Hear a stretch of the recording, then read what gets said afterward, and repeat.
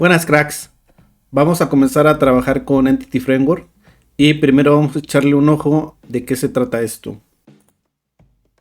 Intentando traducir la definición, tenemos que Entity Framework es un mapeador objeto relacional que da la posibilidad a los desarrolladores de .NET trabajar con una base de datos usando objetos, eliminando la mayoría del código de acceso a datos que los desarrolladores generalmente necesitan. Además de esto, tiene algunas características como que es ligero, extensible, y a partir de que .NET es open source, pues este también es open source y también es multiplataforma.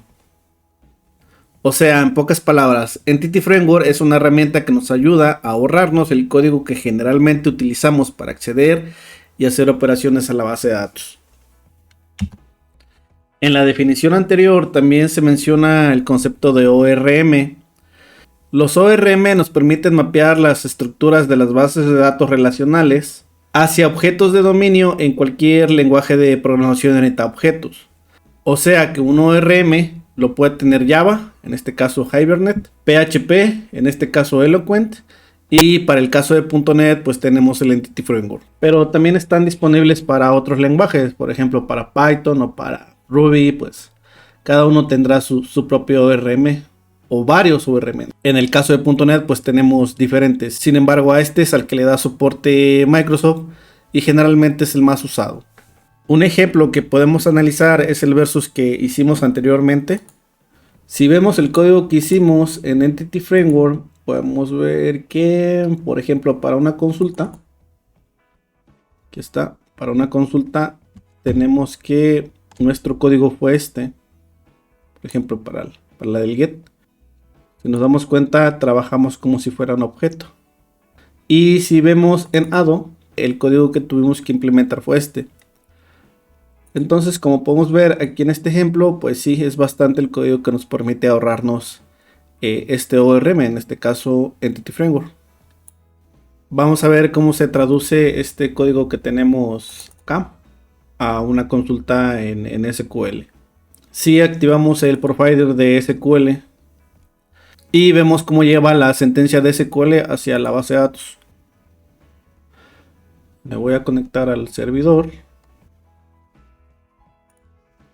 Aquí en herramientas abro este que es SQL Server Profiler. Aquí me conecto nuevamente, le doy un nombre y aquí voy a limpiar esto para que no se vea nada. Y aquí en esta herramienta vamos a poder ver las sentencias que está recibiendo el motor de la base de datos. Entonces voy a debuguear esto. Vamos a debuguearlo.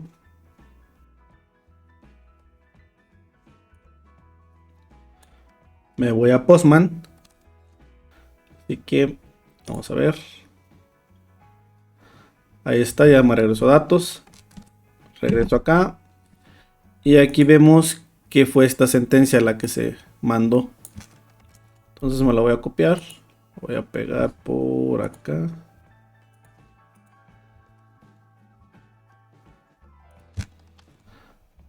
A ver, vamos a ejecutarla. Ahí está. Esa fue la consulta que se envió a la base de datos. Limpiamos otra vez el profiler para que no haya dudas. Y ahora vamos a ejecutar el de ADO. Mandamos. Ahí está. Regresamos al profiler. Y lo que se ejecutó ahora fue este de acá. Los copiamos y los comparamos.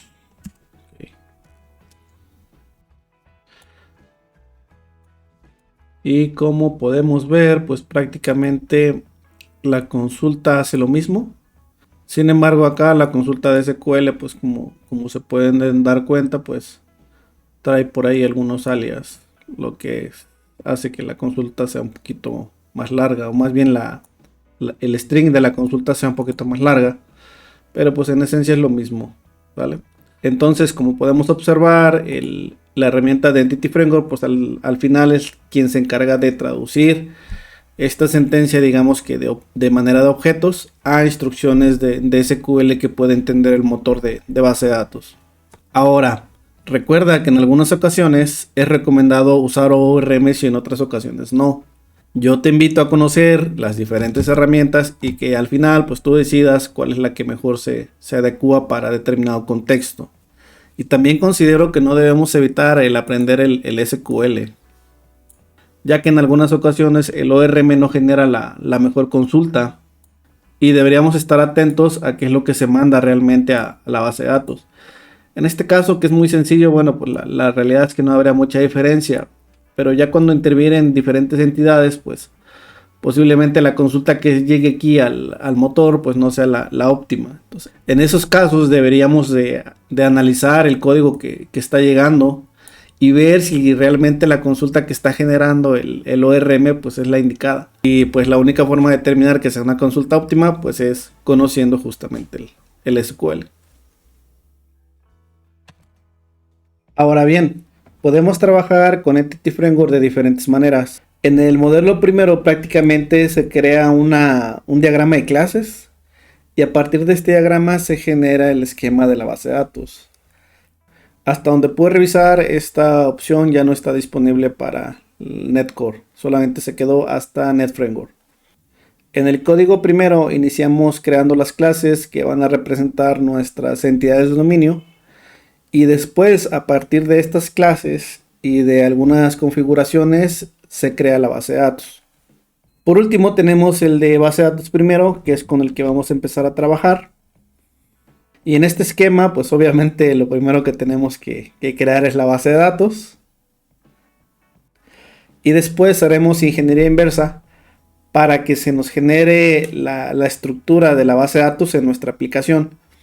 Y el comando que nos ayudará a hacer esta ingeniería inversa es justamente este, el scaffold dbcontext. Más adelante vamos a utilizar una herramienta un poco más gráfica para hacer esto mismo que vamos a hacer con el scaffolding. Bueno, dejamos hasta aquí esta pequeña introducción y comenzamos a darle al código. Ya aquí en nuestro proyecto vamos a instalar algunos paquetes para poder hacer el scaffold. Estos paquetes son justamente los de Entity Framework. Y si nos vamos aquí a la página de NuGet, podemos ver que hay diferentes formas de hacerlo. Por ejemplo, lo podemos instalar desde la consola de administrador de paquetes. Pudiéramos también instalarlo desde el propio proyecto. Simplemente pegamos este tag en el archivo de definición de nuestro proyecto, que es un XML. O lo pudiéramos hacer también en alguna terminal de Windows con el .NET CLI. Estos de acá la verdad es que no los conozco, pero si tú tienes oportunidad de probarlo, pues adelante, que también se ve que se puede hacer de esta manera. Yo por comodidad de costumbre lo voy a hacer desde el administrador de paquetes. Entonces aquí le voy a dar un clic derecho y aquí en administrador de paquetes NuGet. Y aquí lo que vamos a buscar aquí en examinar va a ser Entity Framework Core. El primero que vamos a instalar va a ser este, el Entity Framework Core, que justamente es el que nos va a permitir trabajar o hacer las operaciones con la base de datos. Entonces lo instalamos, seleccionamos aquí la versión. Como estoy trabajando con la versión 6 de .NET, entonces sobre esa misma versión yo selecciono el más actual. Lo instalo. Aceptamos las licencias. También vamos a instalar el proveedor de SQL Server. Igual la versión que acabamos de seleccionar. Lo instalamos. Aceptamos licencias.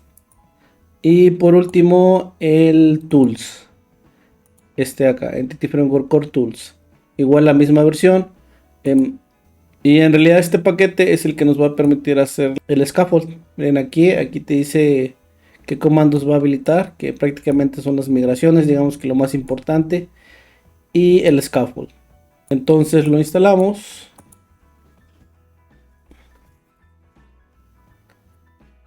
Aceptamos licencias. Y ya con esto tenemos instalado los 3 paquetes que necesitamos. Aquí está. Ahora también pudiéramos comprarlo acá en dependencias. Aquí en paquetes. Y aquí están los paquetes que necesitamos. Que son estos 3. Core, SQL y el Tools. Vamos a cerrar esto. Ahora veamos lo que necesitamos para correr este comando. Y prácticamente aquí nos dice que en Visual Studio nos vayamos a Tools, luego a NuGet Package Manager y entremos a la consola de administrador de paquetes. Y en esa consola lo que vamos a correr va a ser este comando. Y en este comando le vamos a pasar la cadena de conexión, el proveedor y algunos otros parámetros que van a controlar la manera en cómo se hace el scaffold. Y pues vamos armándolo. Yo lo voy a hacer por lo pronto en un bloc de notas. Y te voy explicando los parámetros que yo generalmente uso.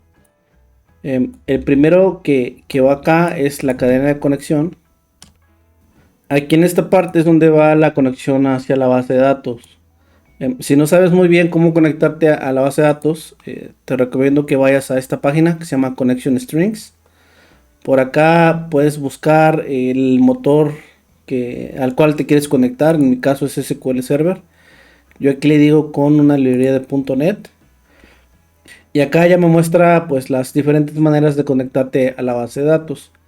En mi caso yo voy a usar esta para no poner el usuario y la contraseña, pero si tú quieres usar el usuario y contraseña de SQL, aquí está el ejemplo de cómo se haría. Entonces me voy a copiar esto, me lo llevo a mi blog de notas y aquí lo que voy a cambiar es el nombre del servidor. En mi caso es mi localhost, así que lo puedo poner así, localhost.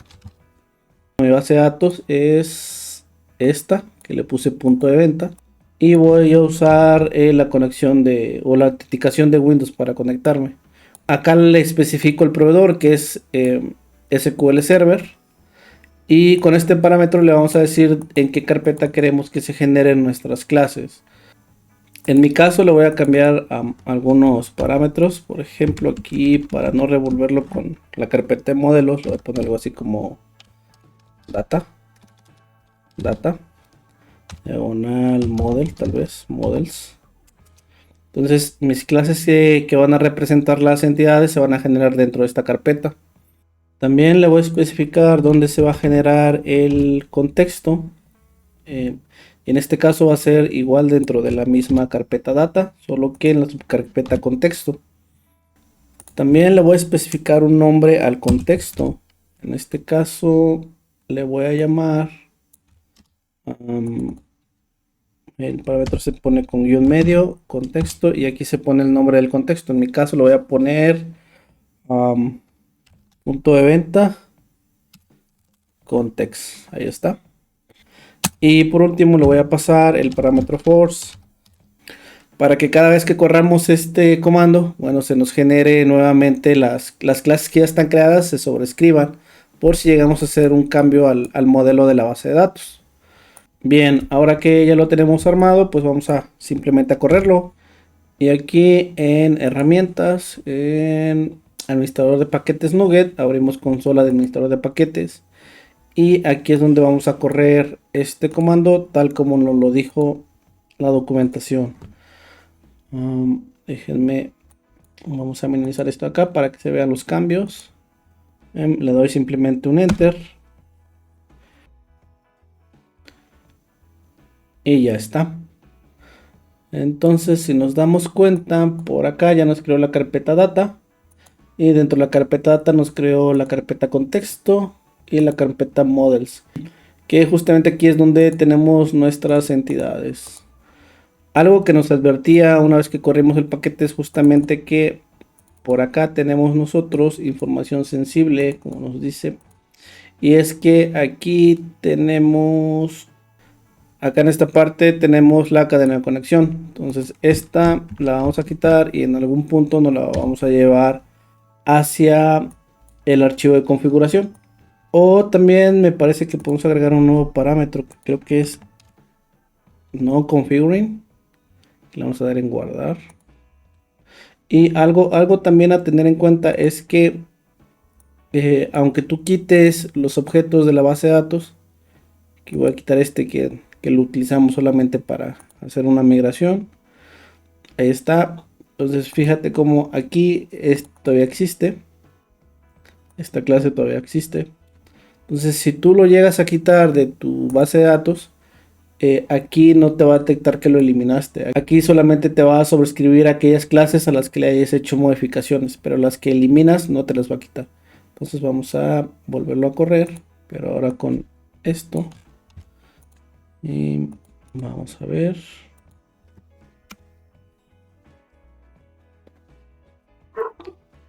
Aquí está, si te das cuenta, esta, a pesar de que ya no existe en la base de datos, todavía la tenemos aquí. Entonces a esta la vamos a tener que quitar manualmente. Ahí está. Ahora sí comprobamos que aquí ya no esté la cadena de conexión y como te podrás dar cuenta con ese parámetro lo evitamos. Ya está. Ahora si analizamos por ejemplo esta entidad, podemos ver, vamos a limpiar esto, que aquí, bueno, pues están los campos que se definieron en las tablas. Aquí ojo, por ejemplo, si un campo se llama igual que una tabla, entonces te lo pone de esta manera, porque no podemos declarar una propiedad con el mismo nombre de la clase que lo contiene. Pudiéramos hacer aquí el ejercicio de actualizar el campo. Mover acá, simplemente le voy a cambiar el nombre a descripción. Yes. Vuelvo a correr mi comando. Y así. Abro categoría otra vez. Y como te puedes dar cuenta, este ya se llama descripción. Aquí ya están representadas los campos de la tabla. Y aquí ya está representada la tabla. Esto de acá que tiene lo de virtual prácticamente se utiliza para representar las relaciones entre las tablas. Por ejemplo, aquí le está diciendo que hay una propiedad de navegación hacia sí misma. Por eso es que apunta a la misma clase. Aquí está. Y que, bueno, pues una categoría como tal también puede tener un listado de subcategorías.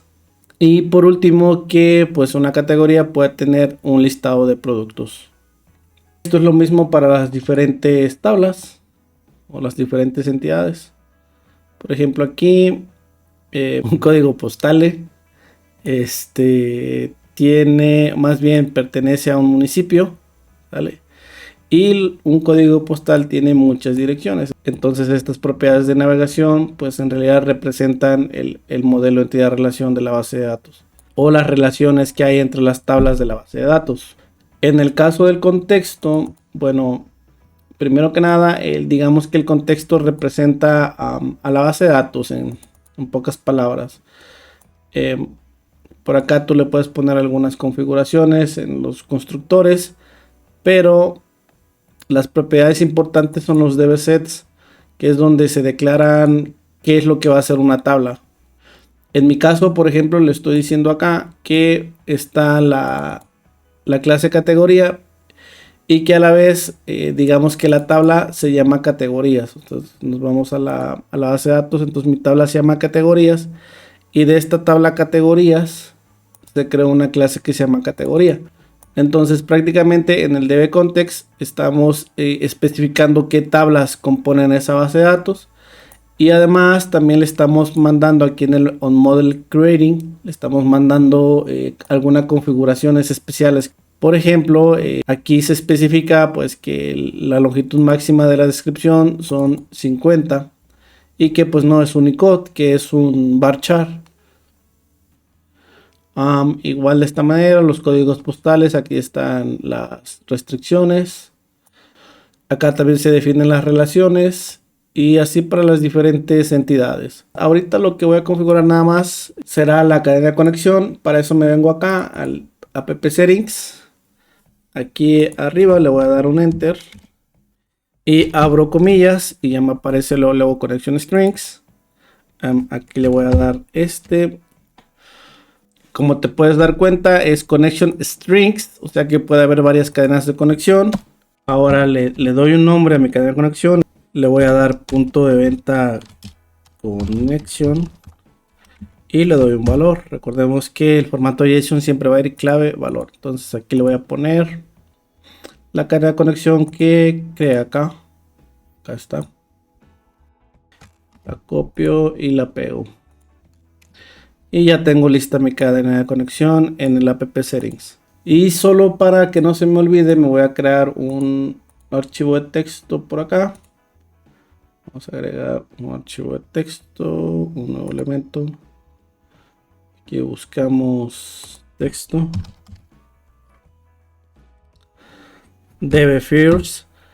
Porque yo honestamente siempre olvido la sentencia. O sea, siempre se me olvidan las sentencias que tienen que ver con comandos. Entonces siempre me voy a guardar. Siempre me guardo esto para si necesito correrlo de nuevo. Pues ya nada más simplemente lo copio y lo pego.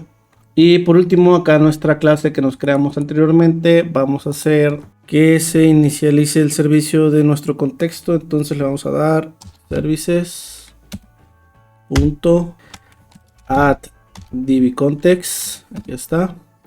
Aquí le vamos a especificar de qué contexto estamos hablando. En mi caso fue pbcontext. Entonces lo inicializo acá. Aquí le está oliendo porque no tiene el espacio de nombres, entonces se lo vamos a agregar y acá vamos a pasarle los siguientes parámetros. Iniciamos una función lambda y le vamos a decir que esto se ve acá, no se ve tan raro. Option.use SQL server, y aquí adentro le vamos a pasar que cadena de conexión. Aquí también le duele por un espacio de nombres, se lo agregamos, que es este de acá, y aquí recuerda que en nuestro método pasamos el iConfiguration, entonces también lo podemos utilizar para que solamente leamos iConfiguration.getConnectionString, y aquí le vamos a decir qué cadena de conexión. En mi caso le puse a la cadena de conexión pbconnection, acá está, y listo. Con esto ya pudiéramos crear los diferentes servicios para utilizar la base de datos, pero por ahora nosotros lo dejamos hasta aquí. En el siguiente video vamos a hacer algo muy parecido, pero con una herramienta un poco más gráfica. Y ya una vez hecho esto, pues ahora sí comenzamos a hacer nuestras pantallas de la aplicación. Gracias por ver el video, crack. Saludos.